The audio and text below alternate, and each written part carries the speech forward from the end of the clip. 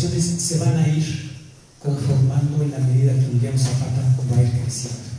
Emiliano Zapata tuvo la fortuna, porque su padre Gabriel tenía un poco la solvencia económica para mandarlo a la escuela. Y cuando hablamos de la escuela, estamos hablando de un estudios primarios hasta cuarto año. O sea, fuera de eso no había más posibilidades de estudiar.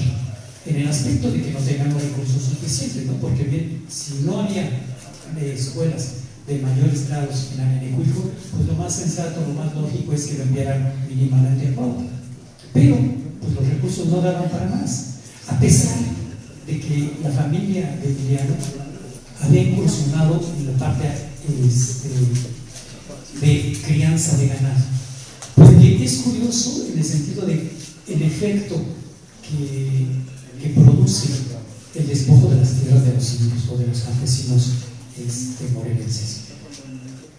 Los hacendados, cuando despojan a los campesinos de sus tierras, primero la finalidad es aumentar la producción de azúcar, porque también se ha dado un desarrollo industrial que de alguna manera incide para que la demanda de la caña de azúcar sea mayor, y la única forma que tienen de aumentar la cosecha pues es despojando naturalmente a los campesinos de sus tierras. Pero esto tiene una doble intención, porque al despojarlos, lo que obtienen los hacendados es que de manera natural los despojados, los indígenas, se tengan que ir a trabajar a las haciendas. Entonces, por un lado, el hacendado gana en doble partida porque les quita las tierras y además obtiene mano de obra. Ese es así de sencillo. Claro, por supuesto que es la parte económica, ¿no? Lo que les interesa. Así de sencilla era la lógica de los hacendados. Sin embargo, en ese tesón indescriptible, en esa terquedad, en esa necedad de los habitantes de Anenecuilco de permanecer en su estado, en su pueblo, los hace continuar o por lo menos vislumbrar otras posibilidades de obtener algún recurso económico, y lo vislumbran en la compra de ganado. Uno de los pocos que logran tener unas reses considerables es precisamente el padre de Emiliano Zapata, que le empieza a inculcar a Emiliano también el gusto por la ganadería, la responsabilidad. A la edad de 7 años más o menos, Emiliano recibe por parte de su abuela materna relegado una res, y por parte de su padre un pequeño caballo. Ese es el principio de Emiliano, por el cual, aparte de la cuestión agraria, va a tomar el gusto y la necesidad por criar ganado. Esos fueron los inicios del niño Emiliano para empezar a incursionar, aparte de la cuestión agraria, en las cuestiones de ganado. Y esta parte es sumamente importante porque también, como sabemos, también Emiliano va a desarrollar un extraordinario gusto por los caballos, la doma de caballos.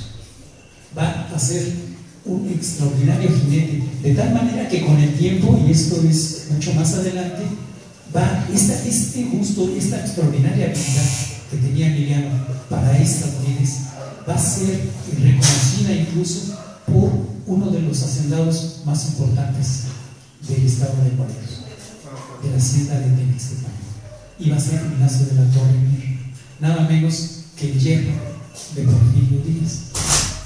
Y esto, de alguna manera, más adelante va a ser benéfico en cierta medida para la gente de Anenecuilco, pero en primera persona para Emiliano Zapata.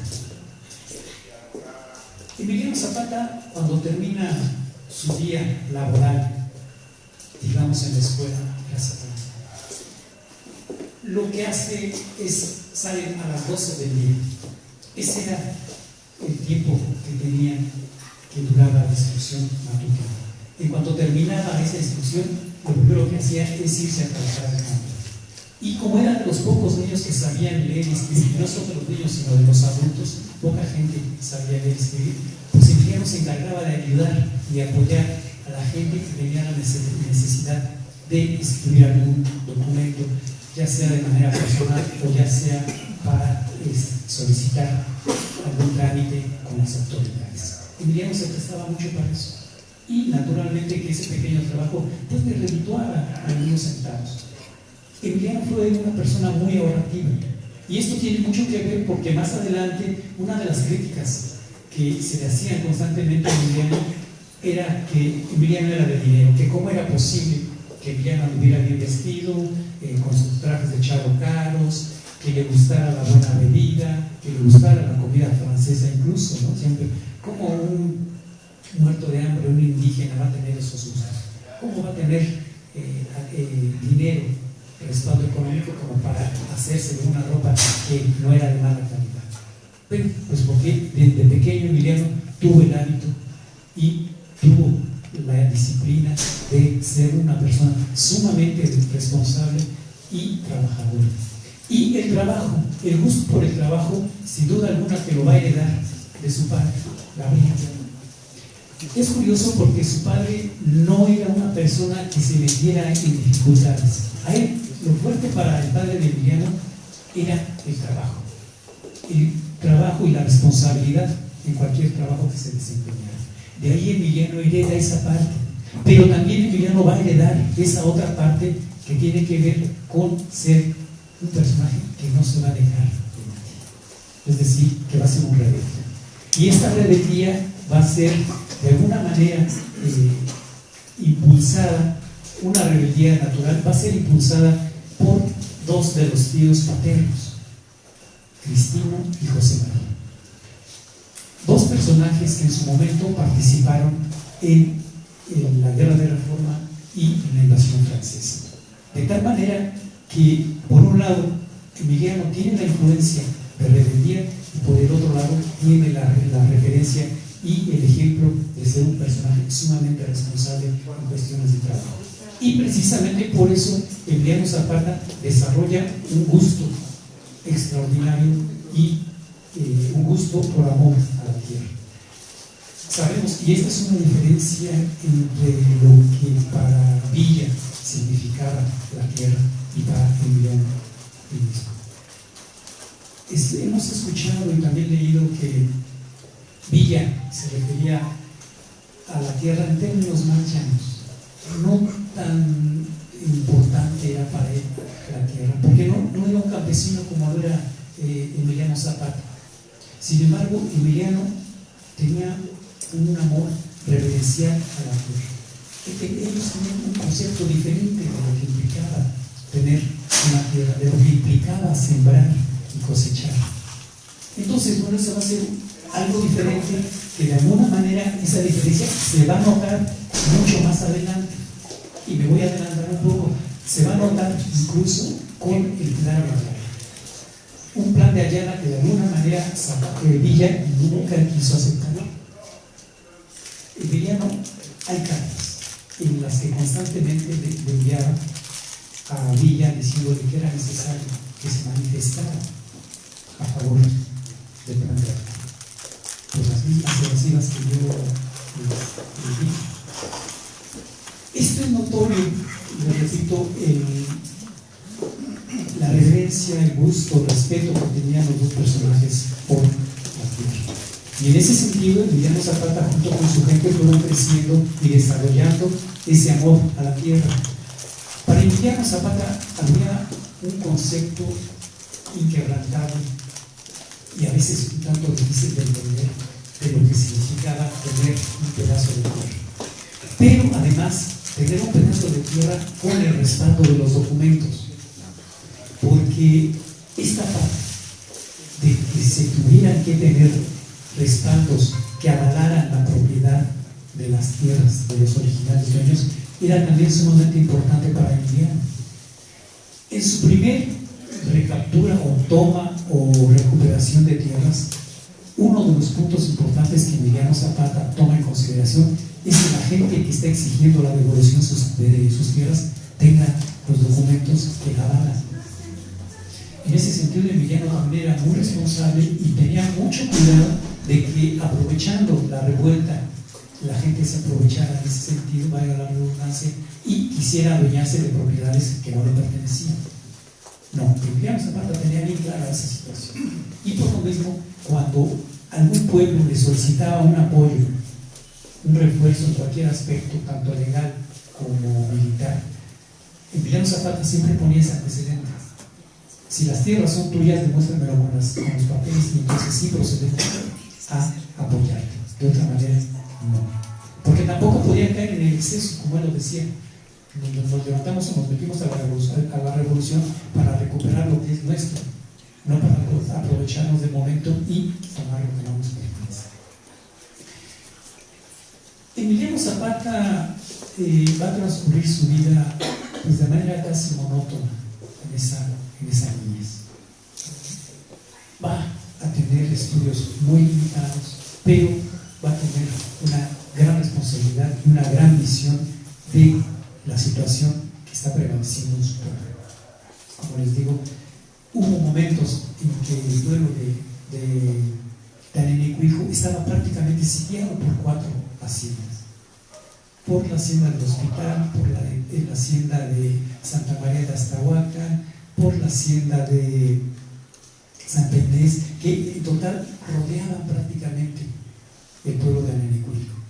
Lo único que ya le llegó a pertenecer al pueblo de Anenecuijo era su iglesia. Y que hablando de la iglesia es otro tema bien importante, porque cuando hablamos de la iglesia era lo único que tenían para que en el siglo XVII ellos se mantuvieran en la permanente lucha por recuperar las tierras que les habían quitado. Las autoridades en su momento decían que Anenecuijo era un pueblo nuevo y que como pueblo nuevo no tenía ningún derecho a que se les recuperara y sobre todo menos a que se les diera una dotación de tierra. Entonces la gente de Anenecuijo tenía que recurrir a la antigüedad de su pueblo, y la única manera que tenían para demostrar la antigüedad del pueblo era precisamente la iglesia de San Miguel Arcángel, que data del siglo XVI esa iglesia. Como les comentaba hace unos momentos Laura, actualmente la iglesia de San Miguel está prácticamente en ruinas. Los sismos del 17 vinieron a perjudicar terriblemente, y en la actualidad, en el presente, está sostenida con algunos pilotes, algunos pedazos de madera, que es lo que está sosteniendo el pueblo. Y este pueblo, yo les comentaba que esta iglesia que merece un espacio prácticamente especial, porque esta iglesia representaba para el pueblo de Anenecuijo el eje fundamental. Era con lo que podían demostrar que el pueblo era tan antiguo como la iglesia. Y esta iglesia representaba para ellos el centro neurálgico. Ahí, en torno a la iglesia, giraba todo. A espaldas de la iglesia tienen un claro donde en aquellos años se les daba la instrucción primaria a los niños. Se ponían las bancas detrás de la iglesia y ahí se daba la clase, ahí se daban los estudios. A su vez, esta iglesia servía de caja fuerte para la gente de Anenecuijo, porque llegaba un momento revolucionario, los documentos que avalaban la tenencia de las tierras de Anenecuijo constantemente eran codiciados. Y una forma y un lugar de esconder precisamente esos documentos era en la iglesia. Esta iglesia tiene en su parte superior unos salones que en su momento funcionó como convento. Y para acceder a estos salones hay una escalera. En los peldaños de esta escalera se hacía un agujero y ahí se metían los documentos en una caja de hoja de lata donde se escondían los documentos cuando era el momento o cuando estaba precisamente el proceso revolucionario. Ese era su escondite. Y es curioso porque uno de los escritores que hace una precisión en este tema es Jesús Otero Inclán. Él detalla muy minuciosamente cómo llevaban un registro de sus documentos. Cuando se habla de documentos, estamos hablando no solo, o me refiero no solo a los documentos que avalaban la tenencia y la verdadera propiedad de las tierras, No, esos documentos iban más allá de eso, porque incluso eran archivos de censos, donde anotaban las cuotas que daba cada persona, donde llevaban un récord de los donativos que tenían. Ese era prácticamente su censo poblacional en todos los aspectos. Y todos esos documentos eran los que consideraban como un tesoro y que por lo mismo tenían que estar bajo resguardo con una protección muy celosa. Y esto a Emiliano Zapata le costó muchísimo entender. Muchos de esos documentos históricos estaban escritos en lengua náhuatl. El pueblo de Anenecuilco es un pueblo muy antiguo, de los pocos pueblos que hablaban náhuatl. Ese pueblo de Anenecuilco estuvo bajo el dominio mexica. Este pueblo cuidaba tributo a los mexicas. Entonces, esto nos da una idea de qué tan viejo es ese pueblo, de tal manera que las autoridades en aquel entonces que definían que ese pueblo no era tan antiguo, pues esa era una de las pruebas, ¿no? Y esas pruebas, hay un plano, un pequeño plano que desafortunadamente fue el único que les quedó, donde podían hacer referencia a la antigüedad de ese pueblo. Ese era un documento que ellos guardaban con muchísimo celo, porque era el único que tenía un peso fundamental para que las autoridades consideraran a Anenecuilco como un pueblo antiguo.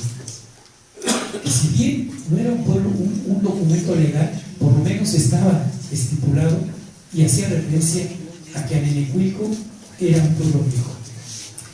Anenecuilco significa, es una palabra náhuatl que significa donde como el agua, donde como el gusano corre el agua. Eso es lo que significa Anenecuilco. Porque sí, efectivamente sobre Anenecuilco lo cruzan unos ríos. Esta situación de la tenencia de las tierras para ellos era fundamental. Y sobre todo los documentos que avalaban esa parte. Decía Emiliano que sin esos documentos no valían nada. Y esta sentencia de que sin esos documentos no valían nada, sino que valían precisamente todo lo contrario en cuestiones de importancia, va a ser todavía retomado en el año de 1919, cuando Emiliano platica con uno de sus primos, Francisco Franco Salazar, que no tiene nada que ver con el Francisco Franco dictador en España. En cierta ocasión, a principios, y me voy a adelantar aquí otra vez, no siguiendo la cronología, pero es importante que lo diga por la importancia que tienen los documentos donde él lo considera. En cierta ocasión, a principios del año 1919, manda a llamar a Francisco Franco, que es el encargado exclusivo de cuidar esos documentos de propiedad de las tierras. Me manda a llamar para decirle que el día que no esté Emiliano Zapata, esos documentos que tiene escondidos los haga valer con quien esté. Y aquí muchos o varios le vamos a dar alguna interpretación de qué quería decir Emiliano Zapata cuando le está encargando a su primo de que llegado el momento haga valer esos documentos con quien esté en el poder.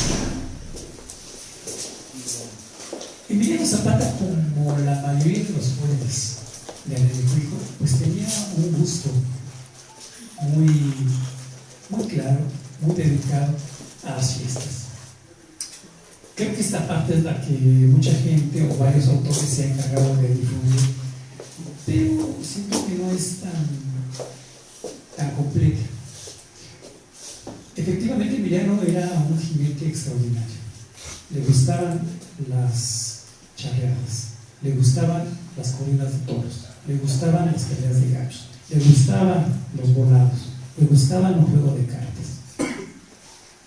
Naturalmente que quizá no sea una novedad que a un ranchero, que a una gente de pueblo, pues le gusten todas estas cosas, ¿no? Pero sin embargo, Emiliano era, lejos de conformarse con ser un simple joven que se entretenía con estos gustos, pues él iba más allá de la situación exclusivamente de divertirse en las ferias o en las fiestas. A la edad de 20 años,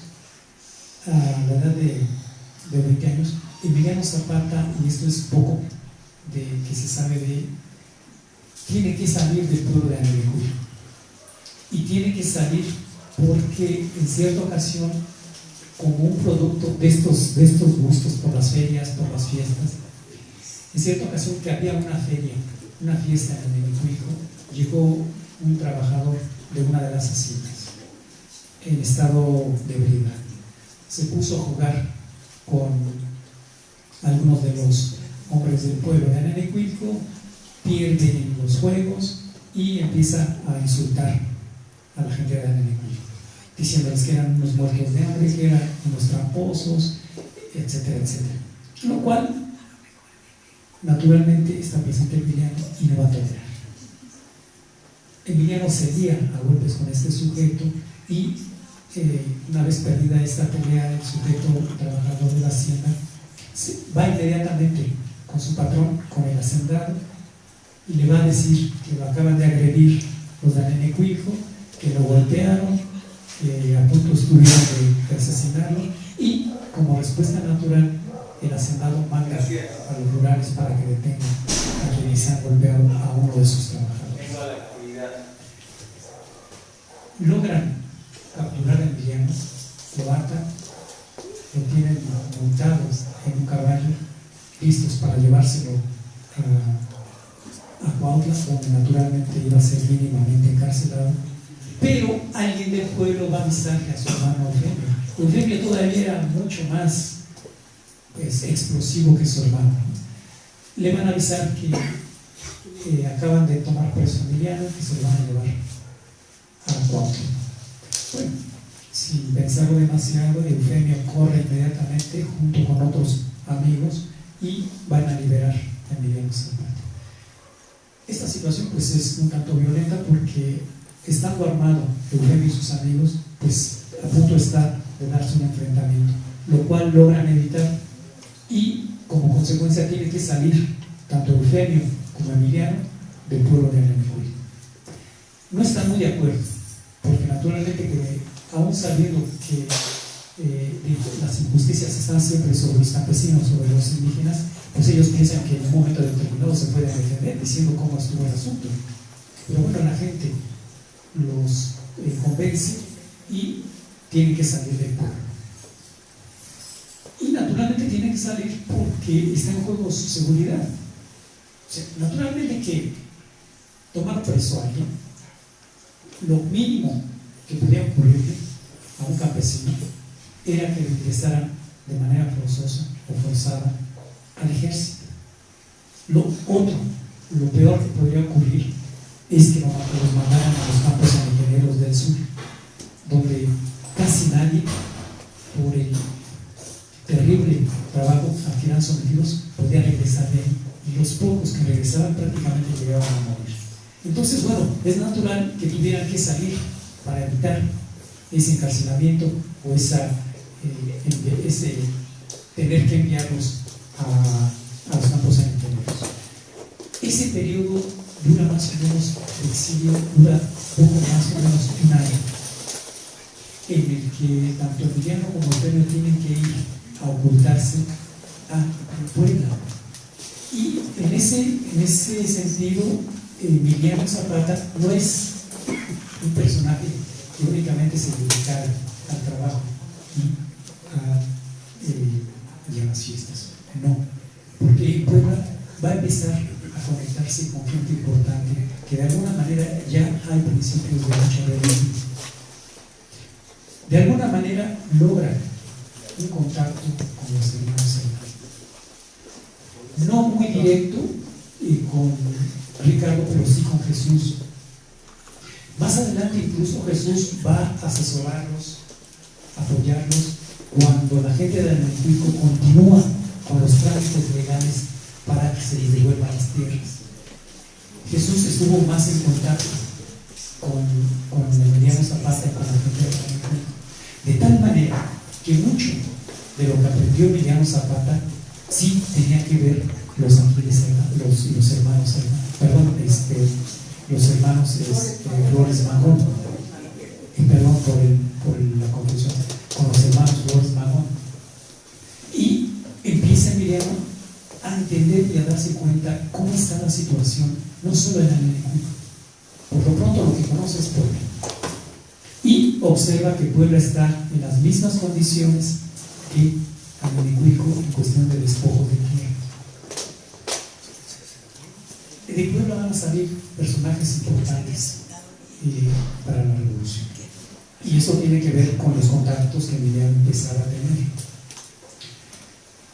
Cumple el año fuera Emiliano y regresa finalmente a Anelicuilco, donde su tío José Merino, que en ese entonces fungía como el presidente de la Junta de Defensa de Anelicuilco, tiene que interponer una cantidad de dinero para que se le permita regresar a los hermanos Zapata a Anelicuilco. Emiliano regresa, pero Eufemio no. Eufemio era un poco más, no tan apegado a la guerra, no tan apegado a las cuestiones agrarias. Él tenía un poquito más el espíritu de citadino. Y por lo mismo, él decide quedarse un poco más de tiempo en Puebla y después se traslada a Veracruz, donde algún tiempo estuvo ejerciendo un trabajo de relojero. Pero Emiliano Zapata ya viene con un poco más de conocimiento teórico. Se ha relacionado con personajes muy importantes y empieza a involucrarse en lo que serían las funciones de la Junta de Defensa.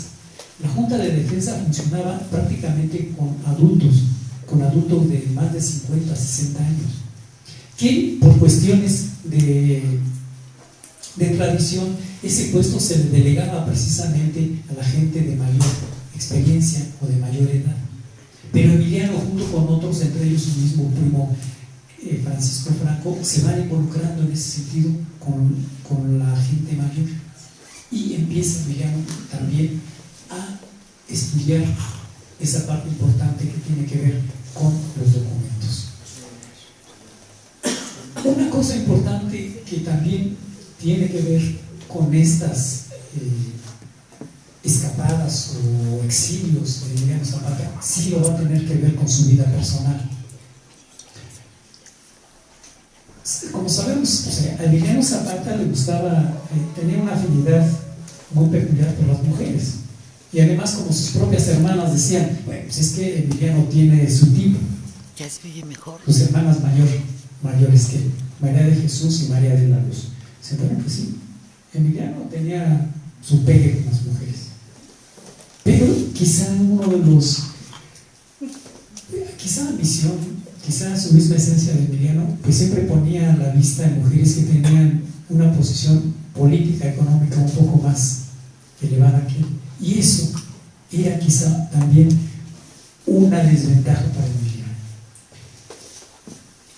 Una de las mujeres con las que Emiliano procrea sus dos primeros hijos, pues va a ser Inés Aguilar. Una mujer que, aunque era una persona que no tenía muchos recursos, quizá más que Emiliano, por supuesto, pero que eran proclives al régimen porfirista. Vamos, no tenían una capacidad económica ni agraria que fuera lo suficientemente importante para considerarse hacendados o ganaderos. Pero si lo transponamos a la actualidad, pues alguien que tiene apenas un peso más que alguien, pues ya le está diciendo al otro jodido, ¿no? Bueno, pues la familia de Inés Aguilar tenía cierta posición, pero comparado con Emiliano, a Emiliano lo tomaban como un muerto de hambre, que no tenía ni en qué caerse muerto, que era un rebelde, que era una persona que constantemente estaba metida en problemas, que se oponía al régimen de Porfirio Díaz, que desafiaba a las autoridades. Entonces, esa era la recomendación que hacían los familiares de Inés, de tal manera que en ningún momento estuvieron de acuerdo en que hubiese una relación entre ellos. Pero, pues naturalmente, como la mayoría de los líderes, pues Emiliano era muy necio, muy terco, porque defendía su punto de vista finalmente. Y el encapricharse quizá con esta mujer sí le va a llevar un poco de problemas, porque también va a ser el pretexto para que las autoridades pongan sobre él un poco más de atención, por no decir una vigilancia especial. de este producto, de este matrimonio forzado, porque no llegan a casarse por la iglesia, no llegan a una unión legal, van a ser quien sería el primogénito de Emiliano Zapata, Nicolás. Otro personaje que cuando yo estuve leyendo, informándome sobre el hijo de Emiliano, pues no dejaba de sorprenderme por lo contrastante que fue el hijo del padre. Naturalmente que a la muerte de Emiliano, Nicolás llegó a ser diputado por el estado de Morelos. Fue una persona muy ligada a los antiguos revolucionarios. Fue un personaje sumamente ambicioso. Y cuando digo sumamente ambicioso, hay una declaración de alguno de los revolucionarios importantes de Zapata, cuando increíblemente Nicolás Zapata, junto con otros generales, despoja de tierras a la propia gente de Anenecuilco. Así de absurdo. Y cuando la gente de Anenecuilco sabe quién está detrás de esos despojos, o por lo menos sabe quién está en ese grupo que los está despojando de sus tierras, pues lo primero que hacen la gente de Anenecuilco es irle a pedir apoyo, pero a su vez a reclamar a los padres políticos de Nicolás, que son antiguos revolucionarios, y le van a exponer que Nicolás les está arrebatando las tierras. Es indignante, y de alguna forma estas personas, estos padrinos políticos, pues sí, van a hablar con Nicolás para exigirle una explicación. Lo que responde Nicolás es abominable. Abominable por cuanto a lo que tiene que ver en la declaración. Después de cierta discusión con ellos, porque además era una persona muy mal hablada, una persona que por nada estaba mentando madres. Cuando le reclaman esa actitud, escuetamente Nicolás dice: pues yo no voy a ser igual que mi padre, yo sí voy a aprovechar las cosas. Si mi padre no lo hizo, fue por pendejo. Es contundente, así de sencillo, es contundente en el concepto que tiene a su padre. Pero también hay que considerar que no porque les cuente lo que les voy a contar en un momento sea como algo sustantivo de peso para que se pueda pensar de esa manera, puede entenderse. Resulta que, como sabrán también, Otilio Edmundo Montaño Sánchez fue el coautor del Plan de Ayala. Edmundo Sánchez era padrino de Nicolás Zapata, compadre de Emiliano Zapata, naturalmente. Y también recordemos que Otilio fue fusilado considerándose un traidor. Fue fusilado en Tlaltizapán porque se le acusaba de que estaba traicionando al movimiento, que se estaba aliando con los federales, y si había algo que Emiliano no podía perdonar, era la traición. Pero esto es todo un asunto muy revuelto, porque aunque después, con el tiempo, ya en los años de 1930-40, surgió un documento donde es un testamento político de Otilio, donde explica la verdadera razón de por qué lo acusaron de traidor. Este juego perverso entre los intelectuales de la ciudad, que con el tiempo se van a integrar a el movimiento revolucionario del sur, son los que van a perjudicar en mucho la buena relación que había entre los generales rebeldes naturales, los campesinos, con los generales que van a llegar de la ciudad, y de los importantes intelectuales que van a incidir mucho en el punto de vista de Emiliano Zapata, hay algunos que son fundamentales en todo eso. Manuel Palafox es uno de ellos, Gildardo Magaña y Antonio Díaz Otorino. Una crítica muy importante y que tiene que ver con el asesinato, el fusilamiento de Otilio, es que había diferencias fuertes entre Manuel Palafox y el propio Otilio. Otilio ya había tenido el cargo temporal en el gobierno revolucionario, aunque Manuel Palafox también llegó a ser secretario de Agricultura, pero de alguna forma se sentía un poco impedido mientras tuviera al menos la presencia de Otilio Eduardo. Había rivalidad entre ellos. Y esta rivalidad se va a concretar con un falso cargo que le hacen a Otilio. Les repito, Otilio con el tiempo emite un testamento donde explica precisamente lo que hizo y lo que consideraron la gente que lo acusó para considerarlo un traidor.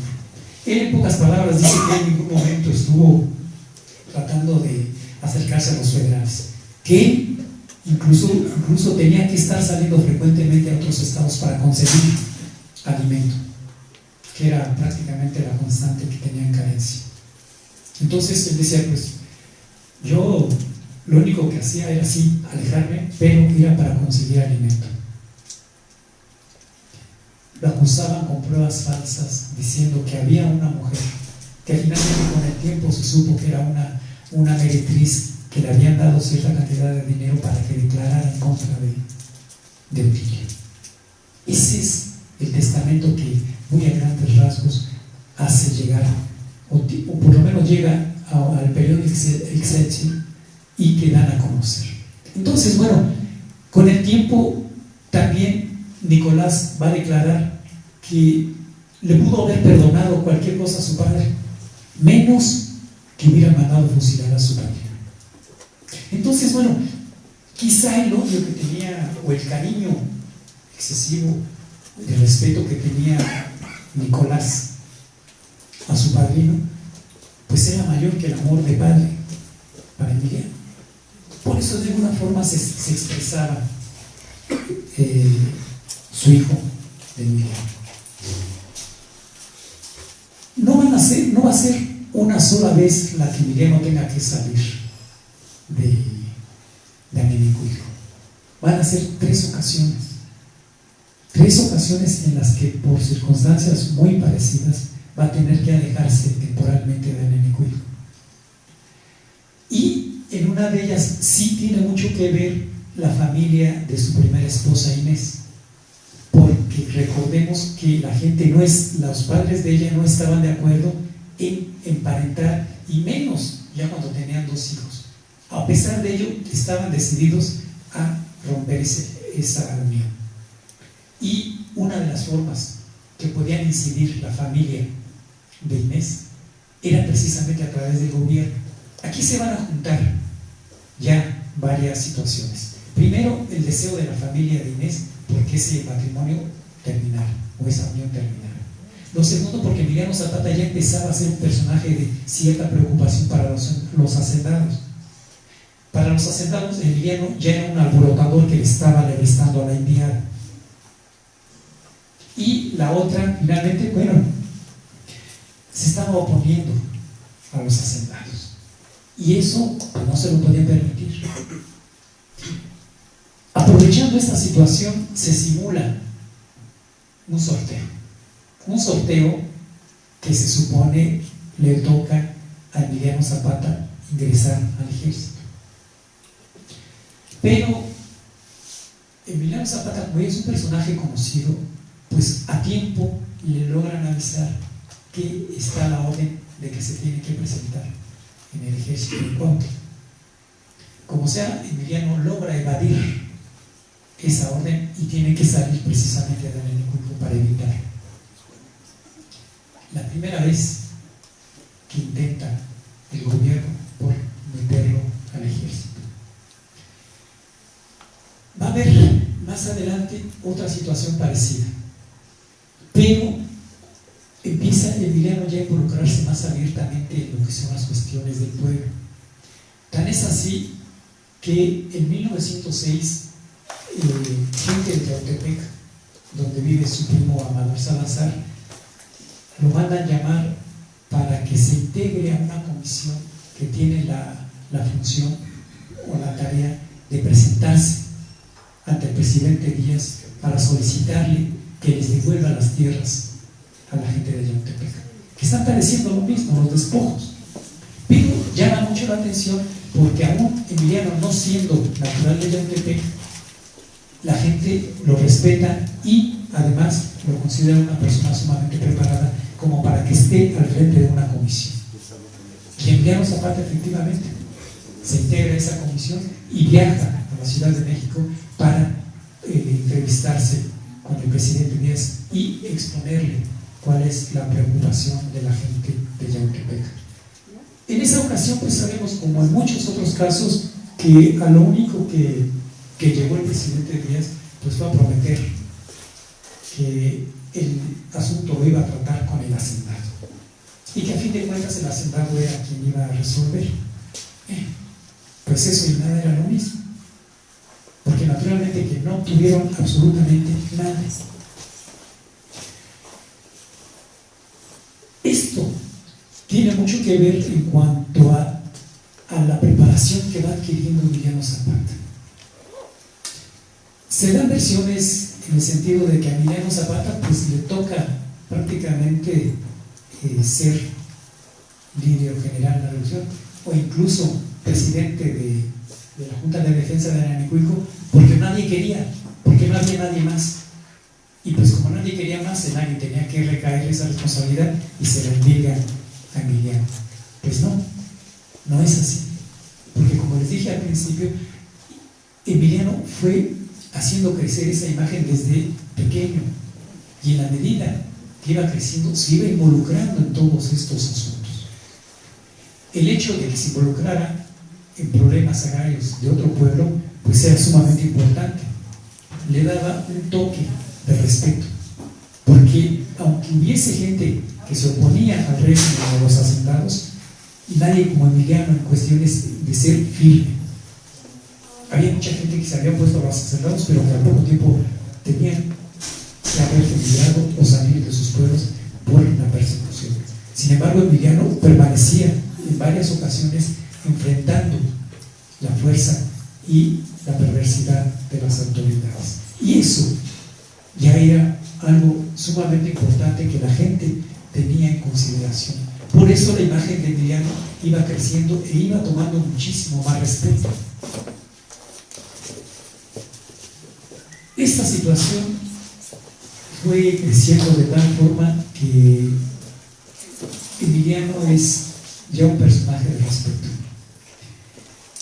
Un personaje de respeto que va, además de poniéndose al frente de la problemática de los diferentes problemas del pueblo, se va haciendo más presente ante las autoridades. No pueden concebir las autoridades que un personaje de esa manera se les oponga abiertamente. Pero sí hay que considerar una cosa, que como sea, a pesar de que la familia de su esposa tenía el interés abierto de separarlos, de deshacerse prácticamente de Emiliano, pues no van a hacerlo de una manera tan agresiva, digámoslo de alguna forma, porque a Emiliano lo único que están pensando en hacer a él es meterlo al ejército, ni siquiera mandarlo al sur, a los campos aniquileros. Como sea, pues es el padre de 2 hijos de la esposa, y eso pues tampoco son tan perversos como para dejar a los hijos sin padre. Entonces por eso de alguna forma también suavizan el odio contra Emiliano, y bueno, les molesta, pero en el ejército lo pueden tener un poco más controlado, lo tienen cerca, desconfían de alguna manera que Emiliano en otro lugar vaya a empezar a alborotar a más gente, y una forma de tener esa seguridad, de estarlo vigilando, pues es tenerlo muy cerca, pues es teniendo en el ejército. En el año de 1910, la gente que entonces tenía el mandato de la Junta de Defensa del Nenehuilco llegan a la conclusión de que por la edad que ellos tienen ya, que ya representan 60, 70 años, la gente que está en ese cargo, consideran que ya es tiempo de hacer una permuta, de que ya es tiempo de que otras gentes se vayan involucrando en la problemática y en la dirección del pueblo, en la representatividad del pueblo de Nenehuilco. El 12 de septiembre de 1910, a las 6 de la tarde, un domingo, hacen un llamado, pero es un llamado que, a comparación de lo que frecuentemente hacen para reunir a la gente, cuando quieren reunir a la gente, lo que hacen es tocar las campanas de la iglesia. Y eso es muy común en los pueblos. Y eso era también una forma de ellos de reunir a la gente. Pero por toda esta situación que ha estado pasando Emiliano Zapata, y porque de alguna manera no quieren que las autoridades se enteren, aunque más adelante van a ser natural que lo sepan, por lo menos no quieren que en ese momento se estropee la elección de sus candidatos, de sus representantes, y hacer un llamado, pero de manera verbal, de tal manera que se van pasando la voz, avisándose de que el 12 de septiembre a las 6 de la tarde se está citando a los representantes de familia de Nenehuilco para que se elija a los nuevos representantes. Llega ese día, 12 de septiembre, se reúne la gente y participan nada más los padres de familia. O sea, 80 hombres, las mujeres no tienen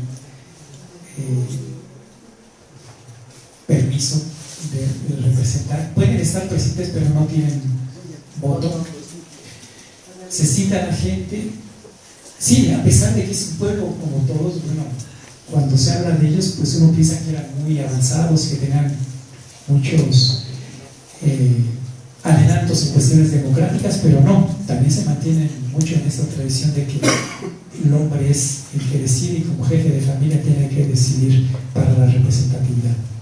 Y efectivamente se reúne la gente, 80 hombres aproximadamente, y empiezan a explicar las autoridades presentes, actuales, cuál es la situación del pueblo.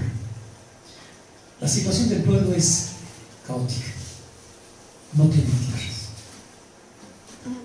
Y ese no tener tierras, ellos ya no tienen la fuerza suficiente como para mantenerse en la disputa y en el trabajo de recuperar lo que les han despojado. Ellos dicen, somos viejos, ya no tenemos el ímpetu que se requiere para estar al frente de esto. Por lo mismo, estamos citando a la gente para que elijamos a los nuevos representantes. El primer punto es nombrar al que sería presidente de la Junta de Defensa. Se cita una terna, se nombra a Emiliano Zapata, se nombra a Bartolo Parral, no recuerdo ahorita el otro nombre del personaje, pero son tres. Emiliano Zapata sale victorioso en esa votación por aproximadamente 50 votos a favor. Se elige de esa manera a Emiliano Zapata. Y se elige de una manera no como una situación de, pues, ¿cómo decirlo?, de que si no había alguien que se involucrara o que le interesara participar, pues el que no decía nada era el que le tocaba. No.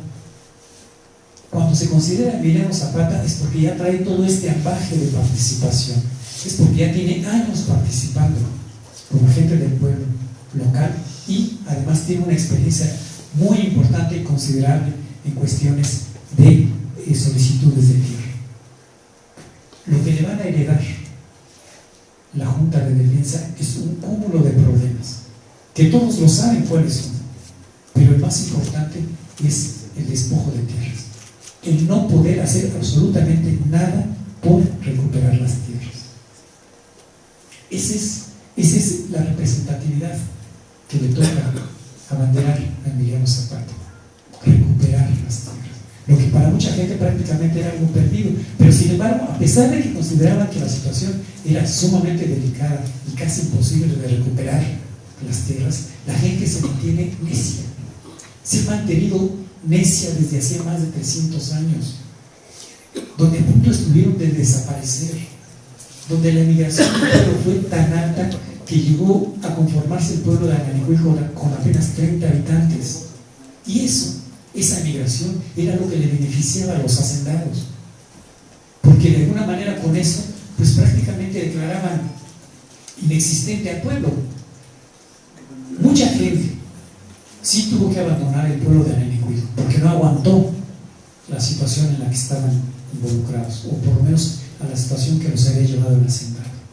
Y esa situación de inmigración va a ser otro asunto complicado, porque cuando en 1940 con el gobierno de Cárdenas les devuelven tierras, no las originales, sino una parte de las tierras que ellos estaban solicitando, muchos de los que habían emigrado regresan a exigir su tierra, y ahí se vuelve un asunto complicado porque hay fricción entre dos bandos, los que se mantuvieron siempre con la idea de que podían recuperar las tierras, o los que más cómodamente optaron por dejar el pueblo. Cuando se les entregan estas tierras, regresan y empiezan los conflictos. Y empiezan los conflictos porque se conforman dos bandos incluso con problemas hasta de muerte. Los documentos de posesión de las tierras se vuelven tan suculentos, tan ambicionados, que esto llega incluso a provocar muerte entre propios familiares. Y uno de los muertos en este enfrentamiento va a ser precisamente el primo hermano de Emiliano, Francisco Franco Salazar. A la muerte de Emiliano, quien de manera natural toma el puesto de jefe de defensa de Ananicuilco, es precisamente Francisco Franco. Y estamos hablando que lo que para Emiliano era un tesoro, los documentos, se han vuelto una codicia para la gente que no conoció los documentos, porque si bien, y aquí retomo el hilo de la toma de cargo de Emiliano, cuando terminan de elegir a sus representantes, los viejos, los que están por salir, mandan llamar a Emiliano Zapata aparte. Únicamente van con él su primo hermano, que funge como secretario de Ananicuilco, los dos, un vocal, José Robles, y un tesorero. Son los únicos que acompañan a los viejos al interior de la iglesia, donde se les van a dar los documentos. Mucha gente nunca llega a conocer los documentos, por eso se vuelve algo como mítico. Inclusive muchos decían que no existían tales documentos, que no existía tal tesoro, pero se los entregan en un ambiente de mucha emotividad.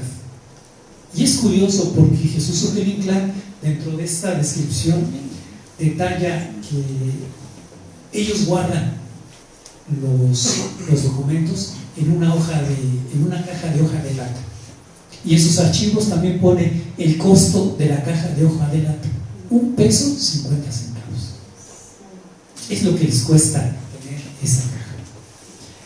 En esa caja van los documentos, se los hacen llegar a Emiliano al interior de la iglesia de San Miguel Arcángel, y en un momento de mucha emotividad, Emiliano se siente apabullado, se siente sorprendido por tener esos documentos que avalaban la posesión de las tierras. Algunos de esos documentos datan de la época prehispánica, otros más recientes tenían que ver con el emperador Maximiliano. Y es que esto es bien, aquí surgen muchísimas cosas, por eso les dije que cómo abordaríamos esta plática, no sabía por dónde entrarle o cuál sería el contenido, porque porque de una situación nos lleva a otra y a otra y a otra y difícilmente podemos dar una conclusión. Cuando digo el emperador, es que en su momento la gente de Anenecuilco, cuando está el conflicto entre Benito Juárez y Maximiliano, sabemos que las leyes de reforma de alguna manera no fueron lo suficientemente lo que esperaban los campesinos en cuestiones de retribuirles sus pertenencias. No, al contrario. Las leyes de reforma desconocían prácticamente lo que era la comunidad de las tierras, y eso les perjudicó muchísimo a los campesinos en general. En los últimos momentos del gobierno del imperio, en un momento de desesperación, el gobierno del imperio empieza a decretar leyes que de alguna manera reconocen los derechos antiguos de los campesinos, de los indígenas, como propietarios naturales de las tierras. Aquí los campesinos, y concretamente la gente de Anenecuilco, se ven la disyuntiva. Por parte de Juárez no obtuvieron lo que esperaban. Siendo un presidente de origen humilde, campesino, indígena, bueno, no campesino, indígena, pues lo mínimo que esperaban es que se pusiera de su lado, pero no. Y en este aspecto, Juárez aduce la terrible situación económica y política que atraviesa el país. El país está prácticamente en bancarrota, como ahora. Y en esa situación, Juárez dice: la única manera que tenemos para reactivar la economía del país es haciendo productivo el campo. Y en ese hacer productivo el campo implicaba, desafortunadamente, pasar por algunos derechos de los indígenas campesinos. Y es ahí donde empieza el conflicto entre ellos. Apoyar al emperador, que ya está prácticamente por salir porque le han retirado el apoyo a todos los conservadores en la iglesia, o como buenos patriotas ponerse del lado de Juárez y luchar contra los invasores. Naturalmente que van a anteponer el bienestar o el beneficio general, el beneficio del país, a pesar de que lo que van a hacer va en contra misma de ellos. Pues sí, se ponen del lado de la República y algunas gentes entran en esa guerra, entran en esa parte también los tíos de Emiliano. Esta situación de alguna manera va a incidir en otros terrenos agrarios para la gente de Anenecuilco. Siguen a la deriva en cuestión de recuperación de tierra. Piensan que con Emiliano hay la posibilidad, porque como decían los mismos viejos que antecedieron, bueno, sabemos que la situación más adelante va a estar más complicada, y por lo mismo necesitamos jóvenes que le entren a los chingadazos. Por eso, de alguna forma, también ellos consideran que, lejos de beneficiar al pueblo permaneciendo en el cargo de representantes del pueblo, pues lo mejor que pueden hacer es dejarlo a alguien más preparado. Y estos jóvenes que ya empiezan a integrarse a la representatividad del pueblo son los que van a fungir más adelante en todo ese proceso de rebeldía. Se da esta situación, y por experiencia natural, porque la gente de Anenecuilco estaba cansada y de alguna forma ya no creía en las soluciones políticas, en las soluciones judiciales, en las soluciones legales. Ya no creían en eso, pero sin embargo no les quedaba otra, porque es curioso, de todos los litigios, las demandas que había metido la gente de Anenecuilco, no tenían resolución. Lo único que hacían las autoridades era enviarle el asunto, el aviso a los hacendados para que se dieran por enterados, pero no resolvían nada. Y eso mantenía a la gente de Anenecuilco entre la desesperación y en la necesidad de continuar utilizando las leyes para obtener lo suyo. Si hubiese habido un veredicto, una decisión de que le pertenecen las tierras a tal hacendado o que le pertenecen las tierras a tal pueblo, pues a lo mejor ellos ya no optan por la terquedad de continuar en los litigios de recuperación de las tierras. Por eso, aunque la gente de Anenecuilco ya no creía en eso, tenían que seguir los cauces legales. Y aquí volvemos a la imagen que de alguna manera jugó Jesús, porque de alguna manera los orientaba, les apoyaba en los trámites. No era el único que se mantenía atento a eso. De tal manera que cuando solicitaban ayuda a Jesús, Él no les cobraba. Les decía, bueno, no es que me tengan que pagar, porque de alguna manera es algo que hago sin interés.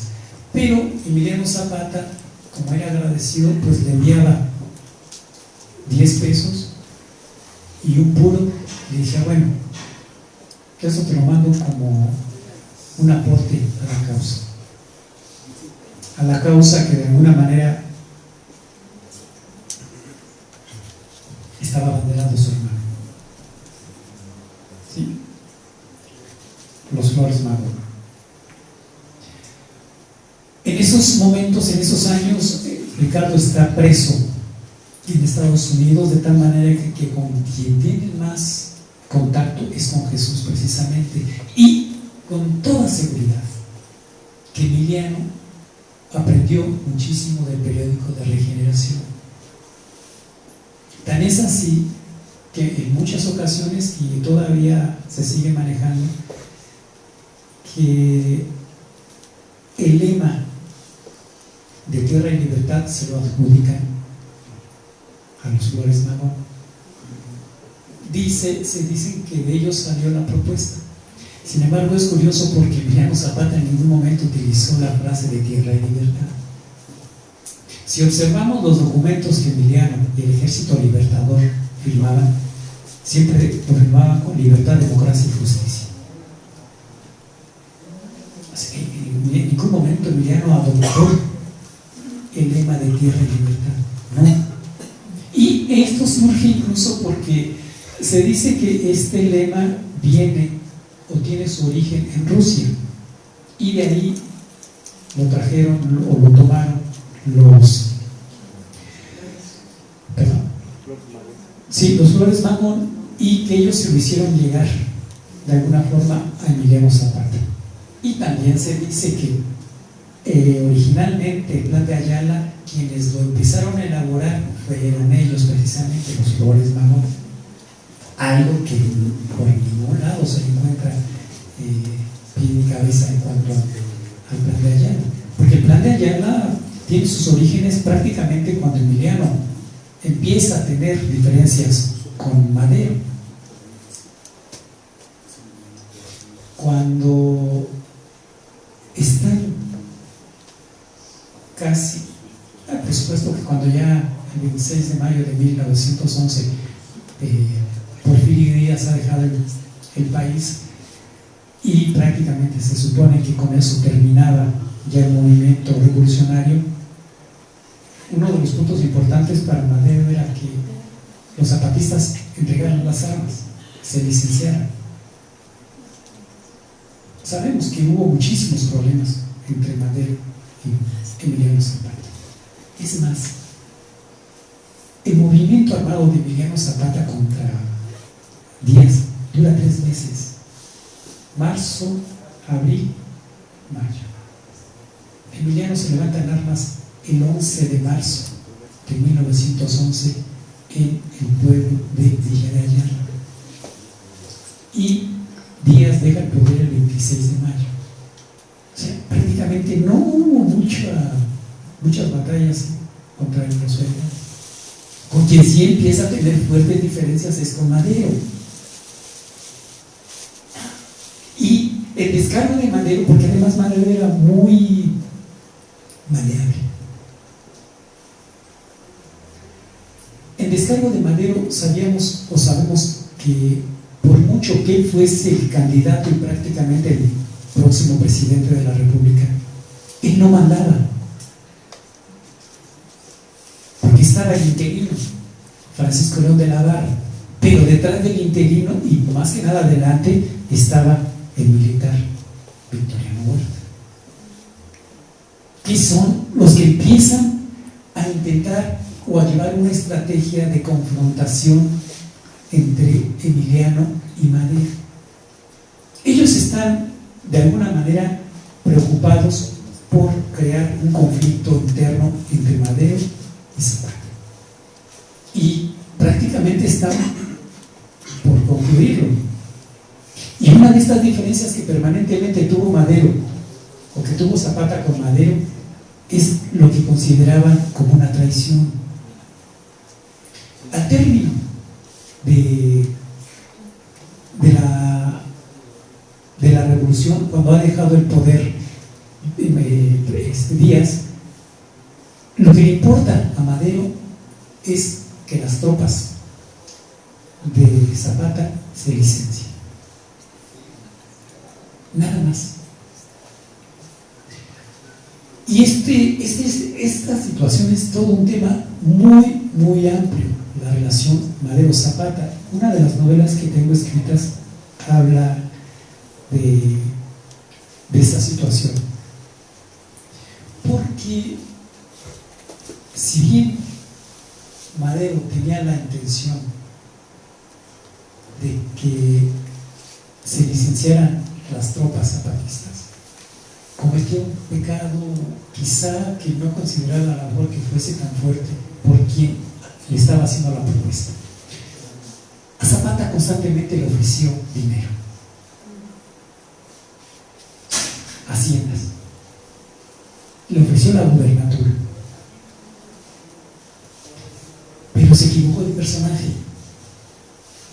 porque como decían los conservadores en la Ciudad de México, que eran conservadores que naturalmente todavía eran pro-porfiristas, se expresaban en términos muy demostrativos. De Villa decían: con Villa no hay problema, a Villa sí lo podemos comprar, a él sí le llegamos al precio. Con quien hay que tener cuidado es con el cabecilla de Zapata, con ese no vamos a poder. Entonces, el que Madero le ofreciera cuestiones materiales a Zapata, pues había picado en piedra, porque como lo dijo varias veces Emiliano, yo no me levanté o no me metí a la revolución para hacerme hacendado o rico, yo me metí a esto para recuperar las tierras, así de sencillo. Y eso no lo entendió Madero, no lo entendió o no lo quiso entender, porque también recordemos que Madero era un hacendado. Y otra vez, ahora una más de sus críticas, cuando se hacen los famosos tratados de Juárez, donde se pacta la salida de Porfirio Díaz, ¿quiénes están en esta comisión? Pues la familia de Madero, el tío Ernesto, el tío Evaristo, su papá y su hermano. Es la comisión que elabora el documento para que Porfirio Díaz deje el poder. Y lo que es peor, ni siquiera Madero estaba considerando o tenía la demanda de que Porfirio Díaz dejara el poder. No estaba dentro de esos planes. Lo que quería Madero era que terminara su periodo Porfirio Díaz, que se retirara, que citara elecciones y se acabó. No que abandonara el país como lo hicieron, y lo obligaron a Madero a que hiciera esto. Su hermano Ernesto tenía la concesión de los ferrocarriles del centro. Entonces, con todo esto y otras cosas más, podemos entender por qué de alguna manera Madero Francisco Ignacio Madero estaba interesado en que Emiliano se desarmara, porque era el único obstáculo que ya quedaba.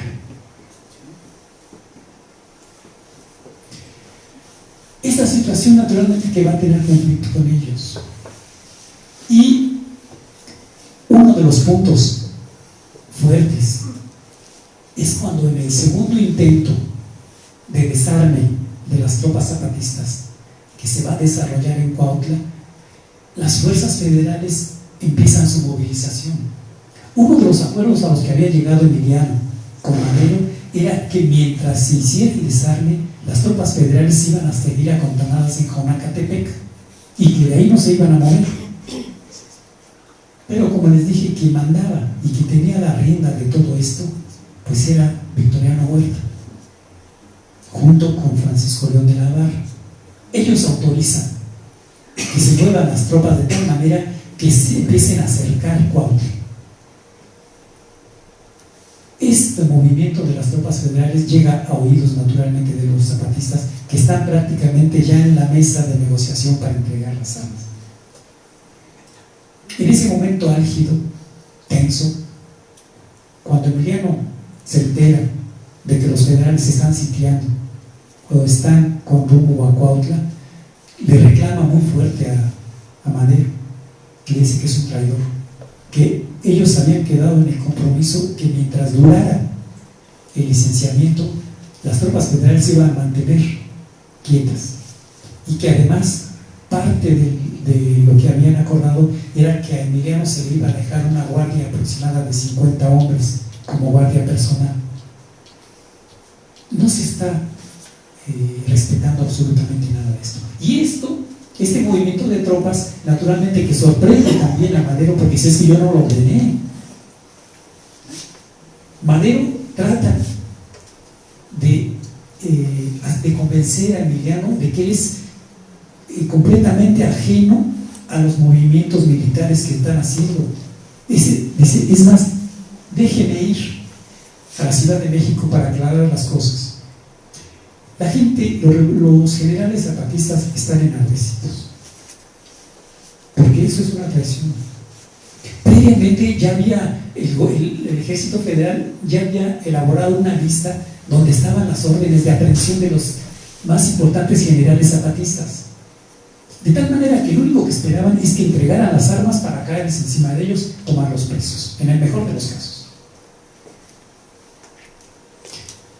Eufemio es más arrebatado y le dice a Emiliano: vamos a fusilar a este chaparrito, es un traidor.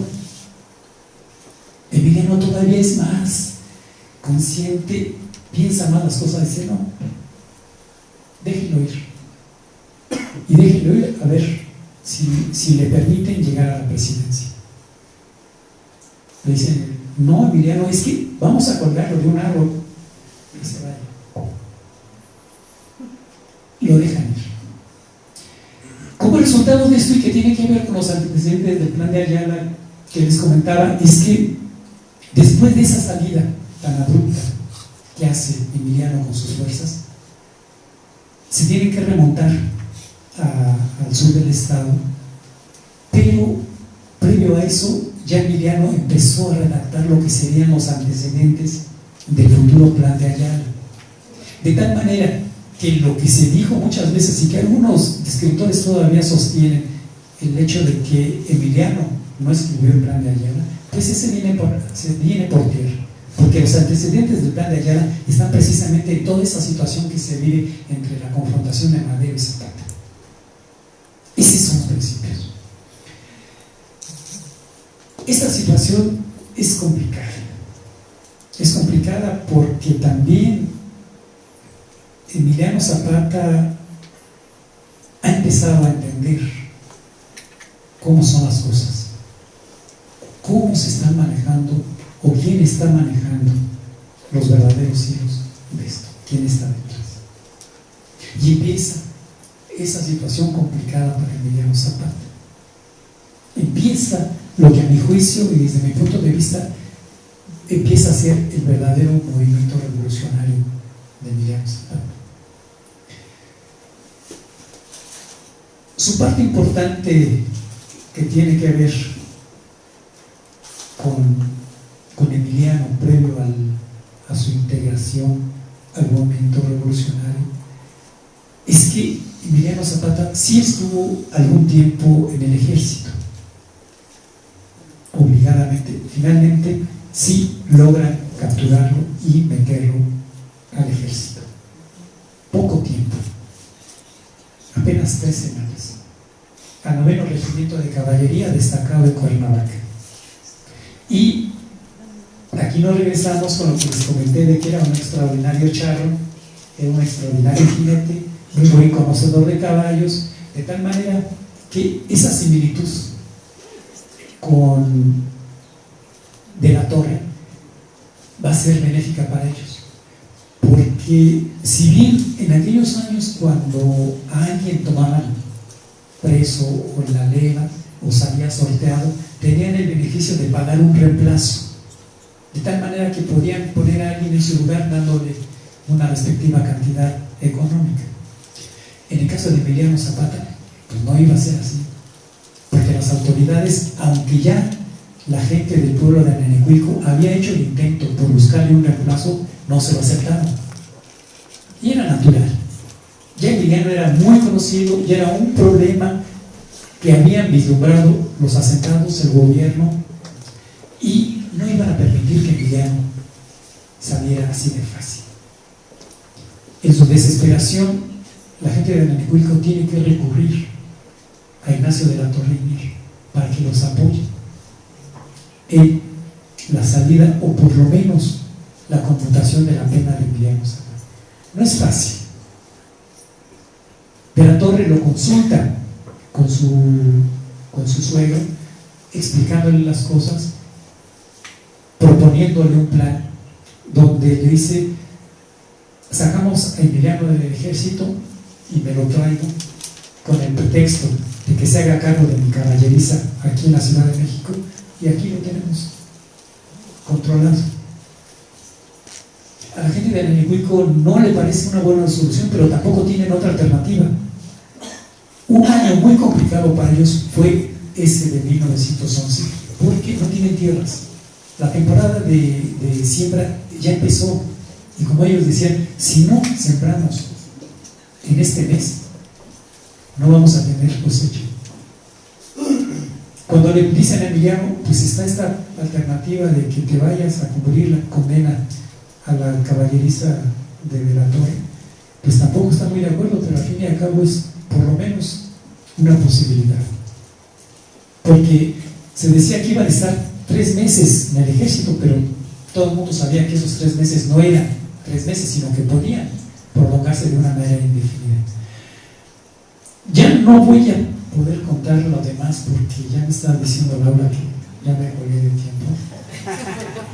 No, para que haya un poco de intercambio con sí, la claro, gente, si para no. darles un poco de espacio a ustedes ahora para que ustedes hablen.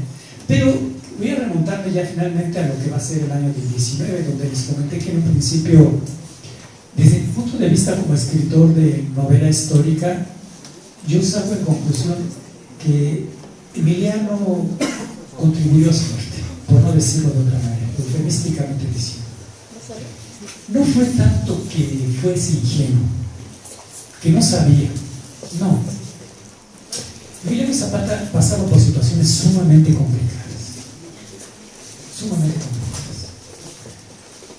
Había perdido familiares, estaban en una situación que era lo más grave, de muchísima gente que estaba entregando, o que se estaba yendo del lado de los familiares.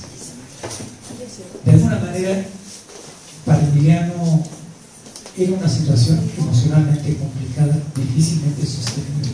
A él le había tocado también ya aportar su cuota indeseada de muertos.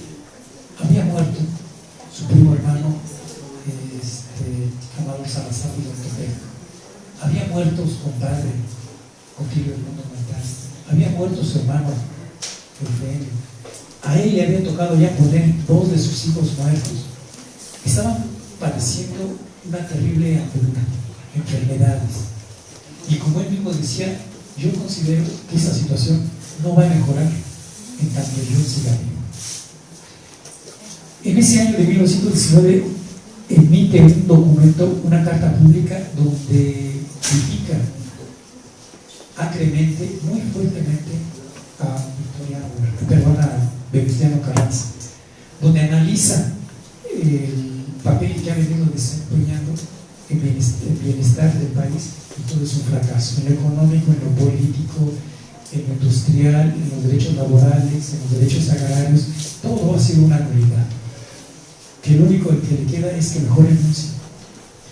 Son dos documentos que naturalmente van a llegar a molestar demasiado a Venustiano Carranza como para que él comience a elucubrar respecto a un plan para asesinar a Emiliano Zapata. Y el plan es tan absurdo, tan ingenuo, que mucha gente cercana a Emiliano Zapata, como lo eran sus generales, no entendía por qué se había tragado eso. Se cansaron de decirle que Jesús Guajardo era un traidor, que no asistiera a Chinameca, que lo estaban esperando, que eran 4. Gente por todos lados se acercaba diciendo eso. Pero Emiliano no hizo absolutamente nada por evitar eso. En el último de los casos le decían, bueno, si te está invitando a comer a la hacienda para entregarte un armamento, pues que venga él para acá, que se acerque al cerro, a Piedra Encimada. No, Emiliano ya no escuchaba absolutamente nada. Si bien no dijo mátenme, por lo menos él tampoco hizo el intento por evitar, como otras ocasiones, como varias ocasiones en las que a punto estuvo de ser traicionado. Y casualmente, circunstancialmente, la primera vez que intentaron asesinar a Emiliano Zapata fue también en Chinameca. Y ahí, desafortunadamente, va a ser el fin de Emiliano Zapata. Con esto termino y espero alguna pregunta, algún comentario al respecto. Muchísimas gracias.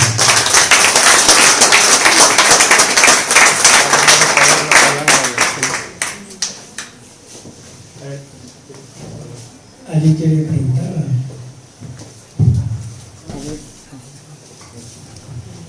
Bueno, relativo a la filosofía de la posición que tenían tanto Madero como Zapata, esto es consubstancial a los orígenes de cada quien.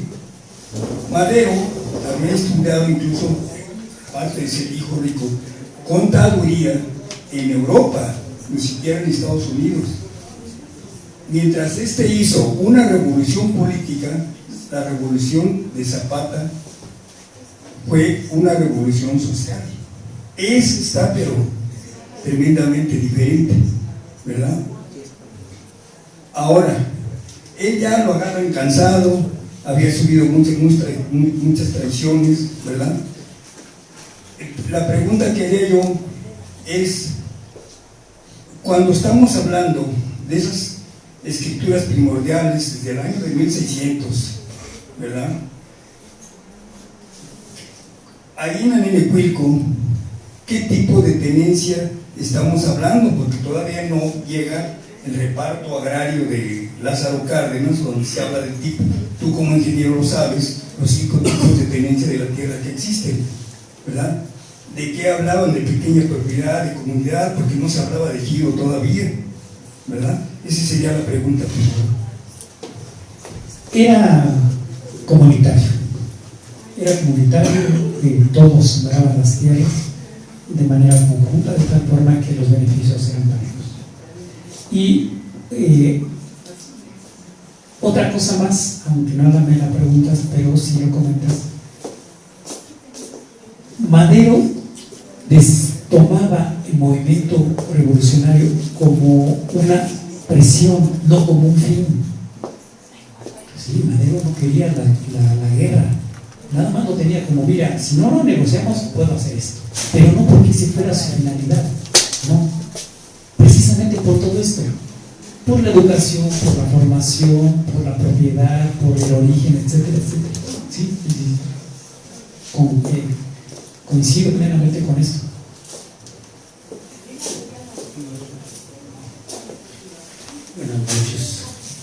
Soy Adolfo Morales, ahora soy trabajador académico de la UAM Azcapotzalco, pero soy de origen guerrerense, de la Sierra Madre del Sur. Y quiero hacer dos preguntas con el conocimiento pormenorizado que nos ha mostrado aquí desde dentro de la vida de las huestes del general Zapata y del zapatismo. En los mejores momentos en los cuales, sin pedir permiso, haciendo revolución, construyendo, ahora sí que hecho en hechos, se dice, y hay alguna historiografía por ahí que se habla de una especie de economía agraria zapatista que se construyó, entre los cuales, digamos, por ejemplo, el ingenio de Zacatepec y toda esa zona, ¿no?, que fueron parte de esos territorios de una economía y una sociedad con todos los problemas, ¿no?, pero que fue auténtico, ¿no?, en ese sentido, por vía de hechos, ¿no?, dentro de esas confrontaciones que se avanzó, ¿no?, temporalmente. Dos, uno de los bastiones históricos que en el país siempre se ha tenido y ha estado presente en todo momento han sido los colectivos de guerrilleros del Estado. Por ejemplo, sin Vicente Guerrero no se hubiera mantenido por lo menos esa chispa de resistencia con el cual se culminó ese proceso revolucionario de la primera independencia. Con Juan Álvarez, también guerrillero puro, Juárez, aunque como lo has apuntado contradictoriamente, con sus leyes de reforma para hacer como propiedad del Estado todos los territorios agrícolas, para después privatizarlo y hacer productiva la tierra, como él decía. Sin embargo, también si las huestes guerrilleras de Guerrero, ¿no?, primero y después de Juan Álvarez, no hubiera sido posible esa resistencia. Después, en el siglo XX, ha habido muchos momentos, ¿no?, hasta llegar con, digamos, con Cabañas, ¿no?, con Genaro Vázquez, todos ellos, ¿no? Entiendo, y en la, digamos, está muy desdibujada, y esa es mi pregunta particular, por tu conocimiento. De esa zona más al este de Guerrero, tengo entendido que hubo, ojalá me ilustres en ese sentido, qué tan grande fue la presencia de esos grupos que son conocidos como los pintos, que venían de la Sierra de Guerrero y que eran parte del ejército de Miguel Zapata. ¿Por qué pintos? En esa parte de Guerrero hay un mosquito que pica los pies y deja pintos. Por eso yo también todavía tengo pintos en los pies. Y así se conocen los pintos. ¿Qué tanta presencia tuvieron mis abuelos, los pintos? Porque estuvieron con el general Zapata. Y cuando murió, se retiraron, se fueron a la Sierra Madre del Sur, no se quedaron en esa parte, en ese sentido, y se incorporaron a la revolución porque ellos vivieron como asesinaban a sus hermanos en las minas, ¿no?, esos extranjeros, ¿no?, y así es como se unieron, ¿no?, acá con el movimiento revolucionario. Esas son las dos preguntas. Gracias. Sí, desde mi punto de vista, la economía que se fortalece o llega a concretarse en el caso de Morelos, efectivamente es con la formación del ejido de Zacatepec. Pero ahí hay que tomar en cuenta otro personaje que desde mi punto de vista es el auténtico sucesor de Emiliano, Rubén Jaramillo. Rubén Jaramillo, a la edad de 14 años, ya estaba involucrado en el movimiento revolucionario y ya comandaba un pequeño ejército pequeño grupo, de tal manera que él ya tenía tanta experiencia que finalmente, desde mi punto de vista, les repito, es el auténtico y natural sucesor de Emiliano Zapata, porque efectivamente la creación del ingenio de Zacatepec, cuando se la propuso a Cárdenas, pues fue todo el proyecto de él, y se consolida precisamente lo que no pudo hacerse en el movimiento revolucionario, una alternativa verdadera y real para los campesinos despojados. Desde mi punto de vista, y aquí tiene mucho que ver el que se detalle un poco más el papel de Rubén Jaramillo, que también fue una desaparición deleznable por parte del gobierno, que yo no sé cómo muchos lo consideran como de los mejores presidentes, como lo fue López Mateos. Es absurdo. En parte de este asunto de Rubén Jaramillo, yo lo tomo en este libro de Resguardo y Comisaría de la Razón, porque desde mi punto de vista es el sucesor auténtico, porque fue la práctica que llevó prácticamente a conclusión lo que para Emiliano era una revolución, o por lo menos la inserción de ese grupo agrario indígena en una economía, y lo hace, y lo desarrolla muy bien Rubén Jaramillo. Respecto a la otra pregunta, sí, el estado de Guerrero tuvo contrastes incluso ahí, porque Emiliano tenía dos acérrimos rivales en Guerrero, los Figueroa. Así es. Ambrosio Figueroa, que fue el primero que intentó ponerle una traición a Emiliano Zapata en Yautepec. Habían acordado que iban a tomar esa localidad. Habían acordado las fuerzas, se supone, revolucionarias de Ambrosio Figueroa y las fuerzas revolucionarias de Emiliano Zapata. Pero resulta que los Figueroa tenían tratos con los federales, porque me parece que es Beltrán muy conocido de los Figueroa, de tal manera que Figueroa Francisco dice: yo te voy a poner Emiliano.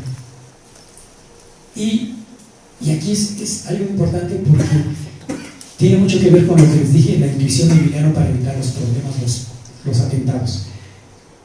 A Emiliano estaba recién iniciada el movimiento revolucionario. Estamos hablando de 1911, cuando los Figueroa le tratan de poner esta traición. Emiliano Zapata, además de tener espías muy buenos, también tenía intuición, pero también tenía intuición de vida. Y Emiliano Zapata se da cuenta porque le informan de la traición que le van a hacer. Y es precisamente con los Figueroa con quien tiene los primeros problemas, porque los Figueroa eran gente muy proclive al gobierno. Y era absurdo porque querían poner, estuvo un tiempo de gobernador en Morelos. Y lo peor de todo es que los Figueroa se adentraban al territorio morelense y hacían lo que se les pegaba la gana. Emiliano Zapata le importaba mucho corregir esas situaciones. Decía: bueno, si los dos somos revolucionarios, vamos a ponernos de acuerdo. Y logran ponerse de acuerdo en algunos términos, diciendo: bueno, tú eres de Guerrero, bueno, tú te vas a encargar de Guerrero, tú vas a ser ahí el jefe supremo de Guerrero, te vas a encargar de lo que ocurra ahí.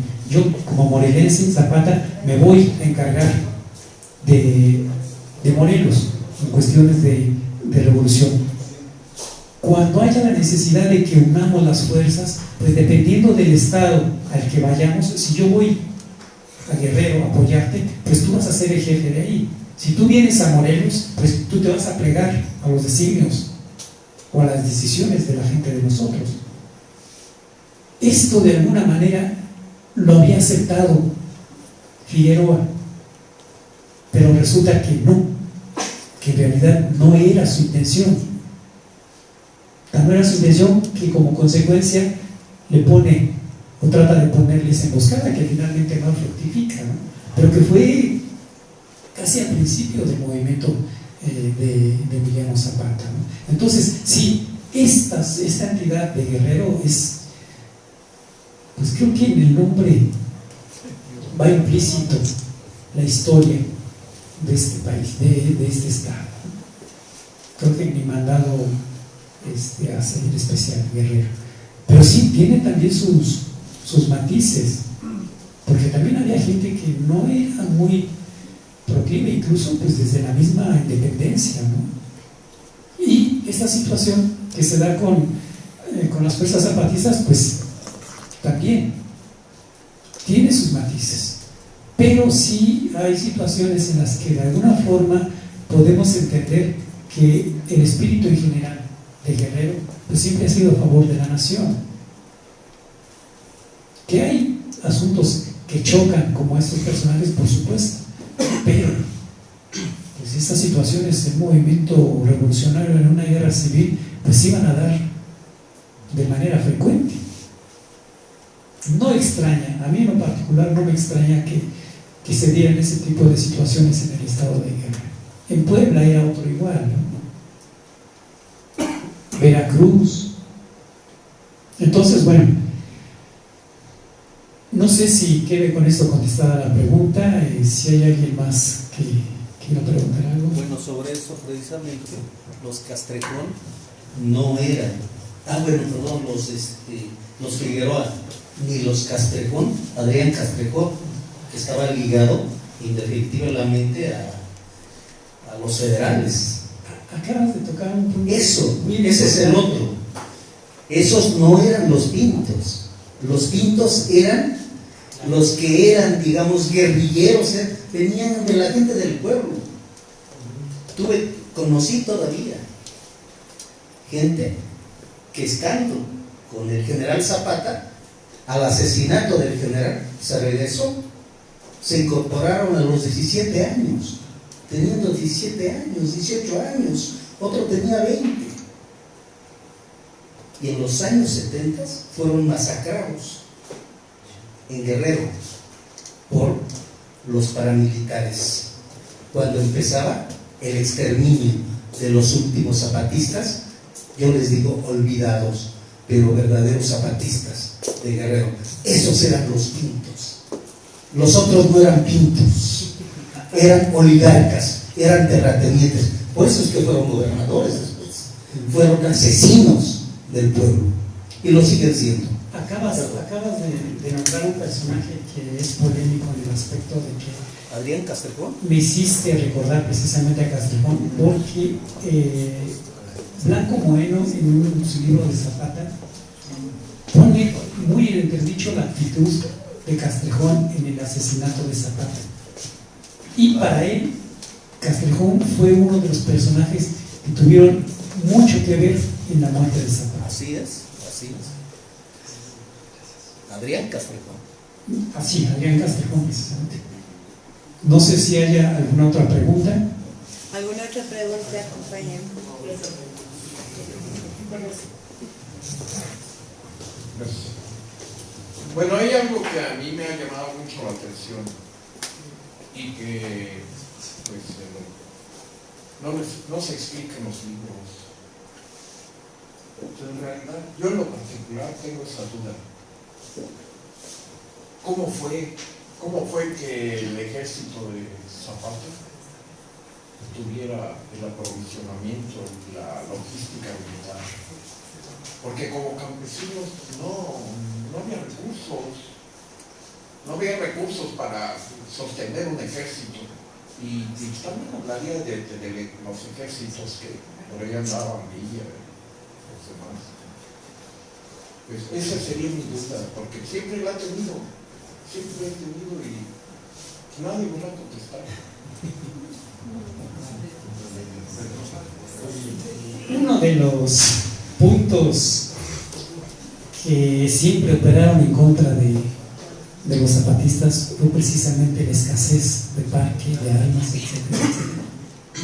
Y la única manera que tenían de hacerse de armas era cuando se las ganaban a los federales.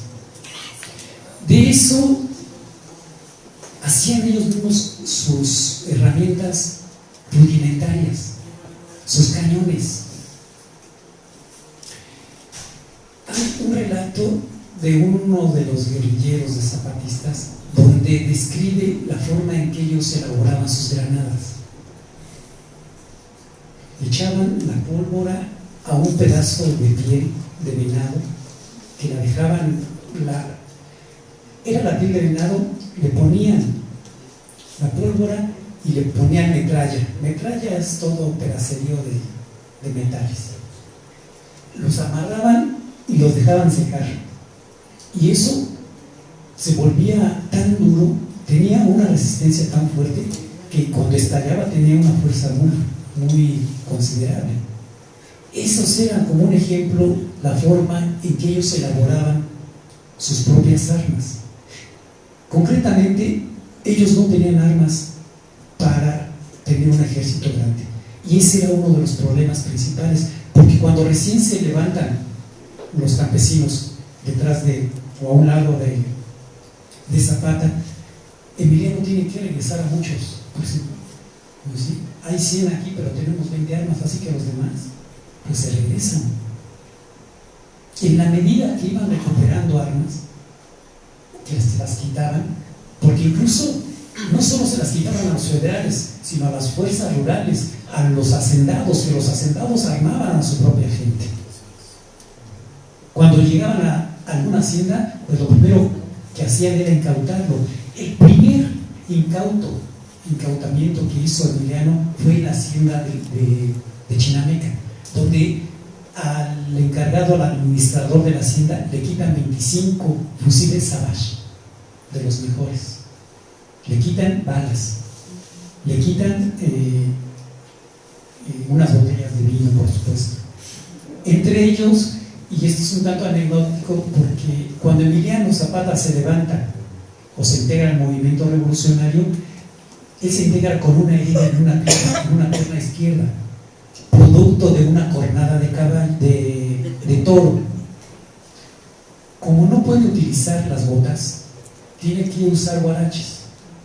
Pero cuando se involucra en el movimiento revolucionario, pues no va bien, todavía llega con molestias, todavía le da un poco de fiebre.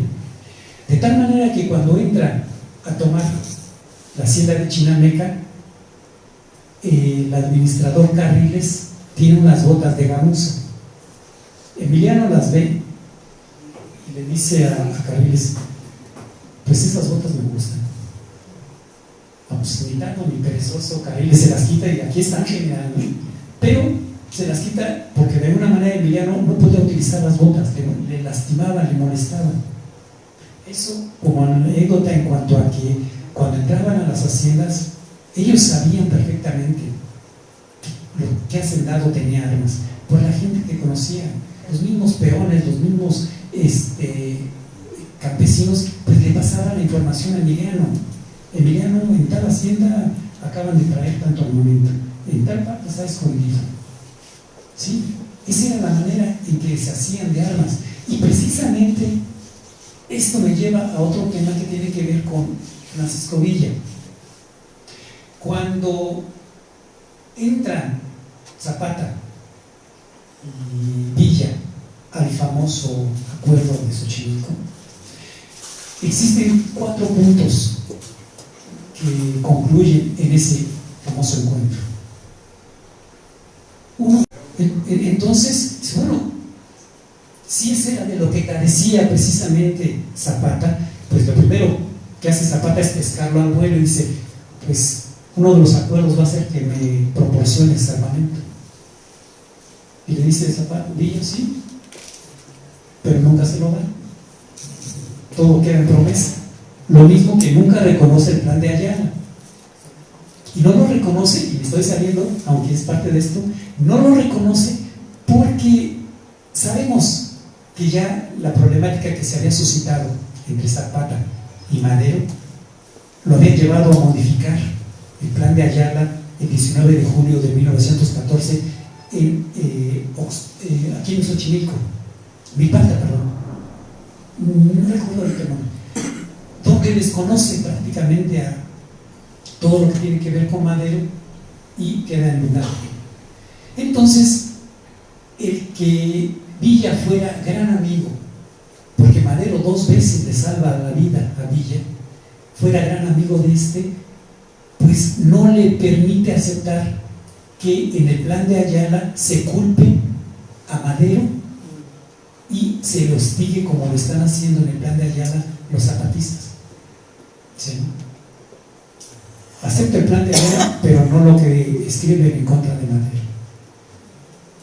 Entonces, bueno, esto tiene que ver, les repito, con la cuestión de armamento, ¿no? Que me salió un poco de todo esto, pero bueno, es la manera en que ellos hacían de armamento. No sé si con esto contesta alguien más. Creo que lo que decía el compañero es muy importante. La diferencia de la revolución política que perseguía el pequeño grupo del norte, que había luchado durante mucho tiempo por acceder al poder, con la revolución social de Zapata, no basado en ideologías, sino en necesidades de tener la tierra. Y creo que esto es lo más importante del pensamiento zapatista, cómo ha trascendido hasta nuestros días. Ya mi paisano decía claramente en Guerrero, yo cuando llegué a México me decían, ¿de dónde eres? De Guerrero. Jesús María José, decía, el diablo.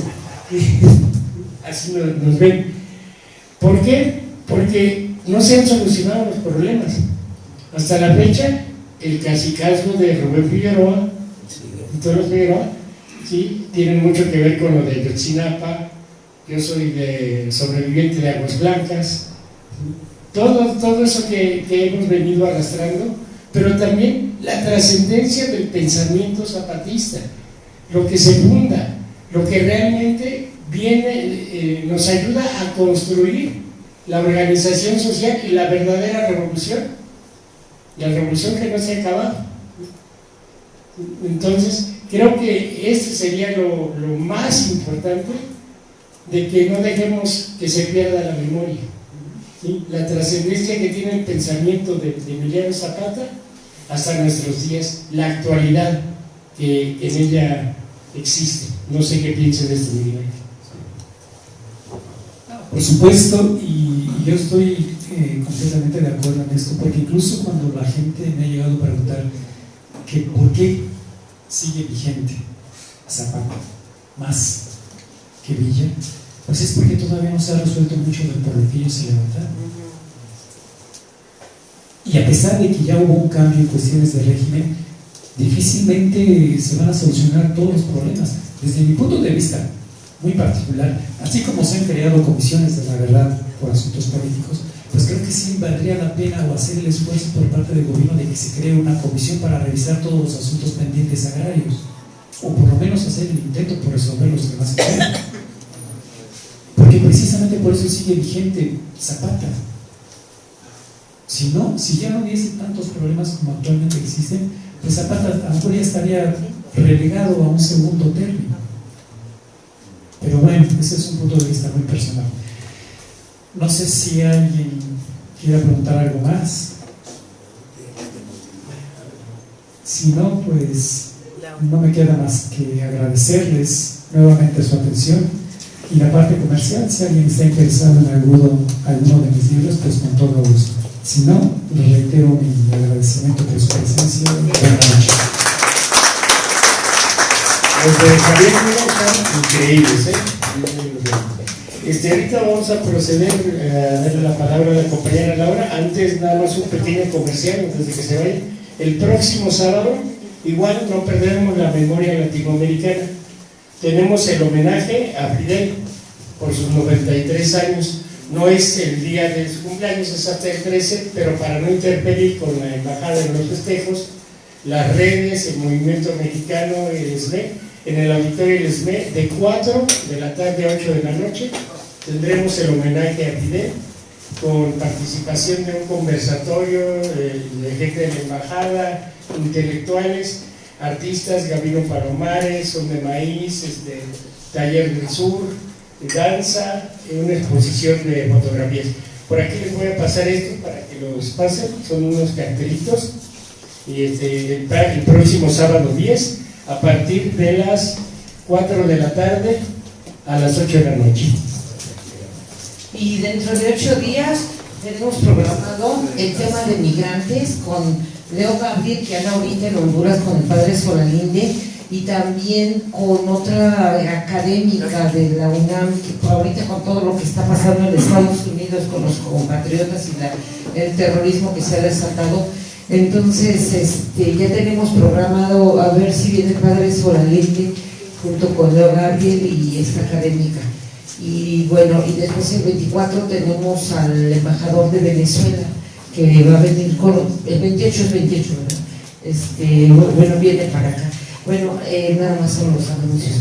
Y también tenemos para mañana, también precisamente siguiendo el marco de celebración del aniversario de Emiliano Zapata, allá en Los Pedregales, se va a hacer todo un jolgorio que mejor que les explique.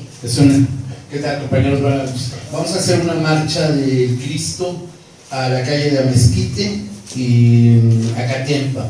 Ahí vamos a llevar a cabo un festival en memoria del general Zapata, y nuestras consignas son no a las inmobiliarias, la renacionalización de la industria eléctrica, y estamos en contra de cambio allá también, y la escasez de agua ha estado últimamente muy grande. Entonces vamos a hacer una marcha para exigir que tengamos el agua y lo demás.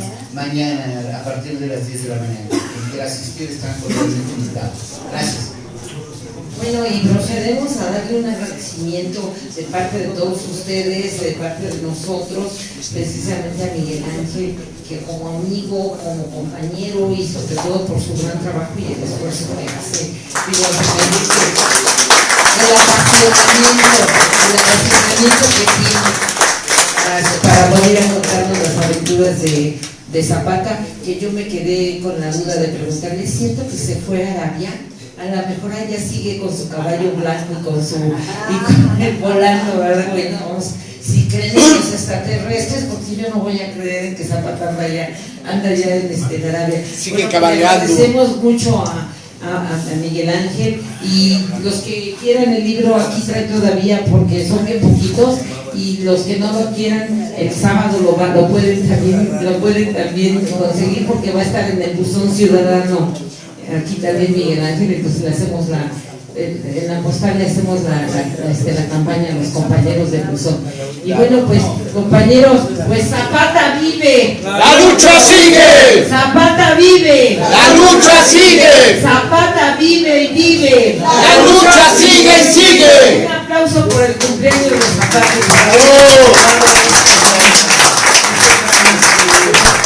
Este gran ejemplo, y un honor que tú vengas con nosotros. Agradecemos de verdad con mucho cariño a la Central Campesina Cardenista. Gracias Pedrito, que está por detrás. Gracias Elías. Gracias Elías por todas las atenciones.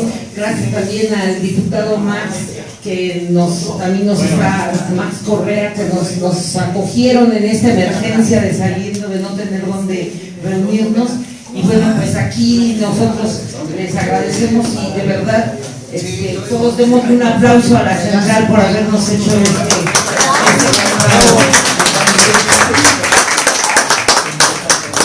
Y bueno, nos vemos dentro de 8 días. Aquí, si viene mucha más gente, pues ya veremos qué hacemos entonces. Bueno, para los que estaban en el internet, también despídete, Miguel. Saludos a todos. Gracias, hasta luego. Mucho agradecimiento por seguirnos en este medio de hasta luego. Hasta pronto. Bueno, ahora sí nos vamos. Como sea hoy no está lloviendo. Encontramos lugar después de ser exiliados de la delegación Cuauhtémoc. ¿Un volante? Un volante.